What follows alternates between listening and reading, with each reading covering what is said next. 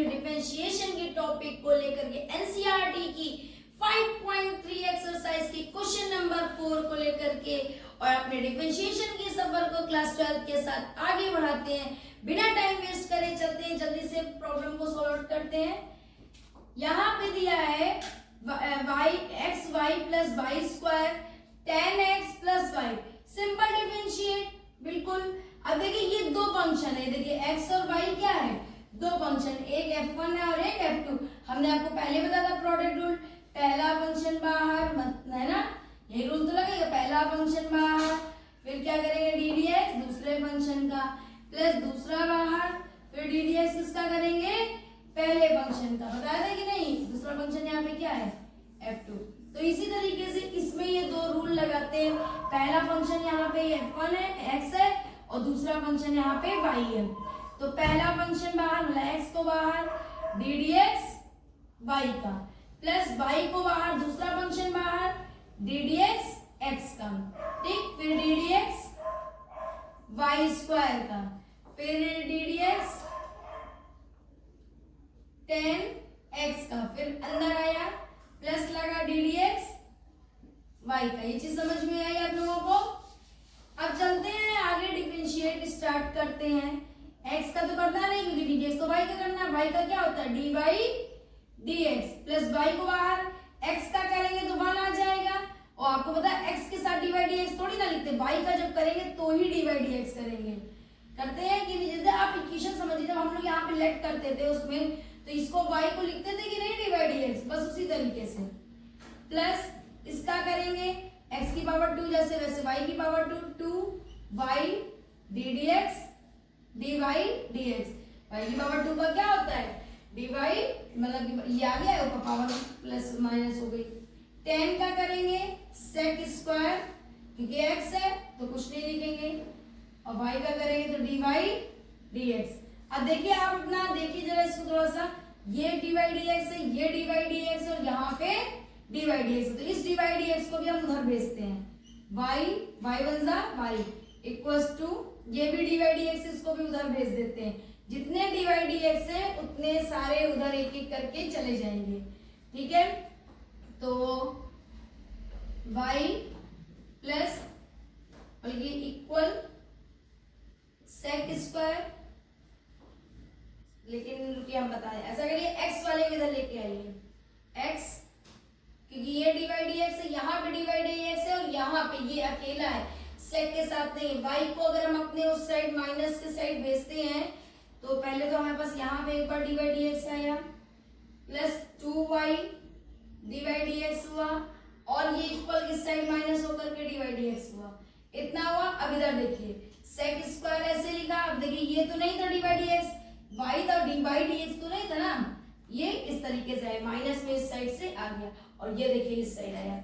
अब यहां से dy dx कॉमन ले लें तो क्या बचेगा x plus 2y minus 1 sec square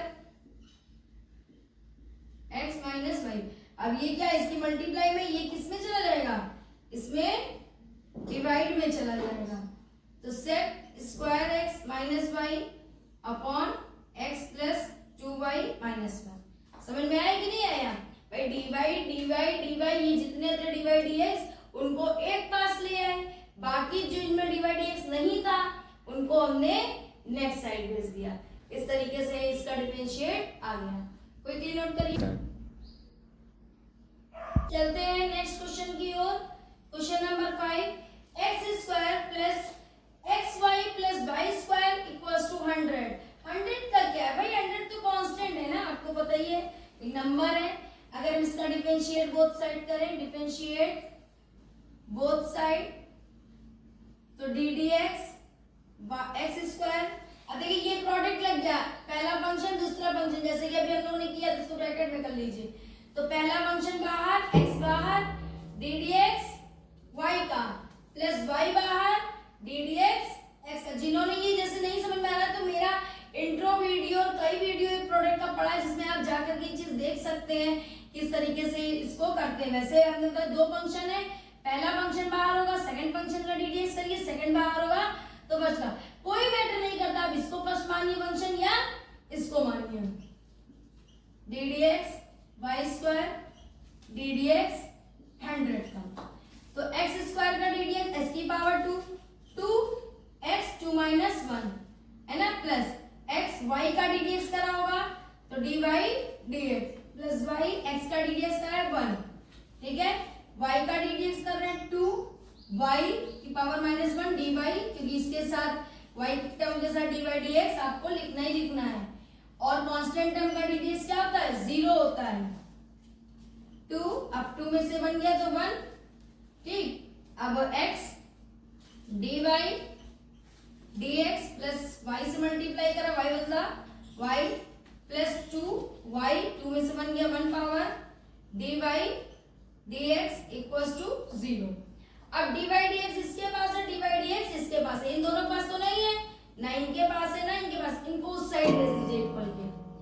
तो x dy dx plus 2y dy dx equals to, अब ये देखिए ये इस साइड आएंगे माइनस 2x, ये इस साइड आएंगे माइनस y, ठीक है। अब इनमें से dy dx कॉमन ले लेंगे तो क्या आएगा, x plus 2x equals to minus 2y, minus अगर कॉमन ले लें तो कुछ इस तरीके से हम इसको लिख सकते हैं।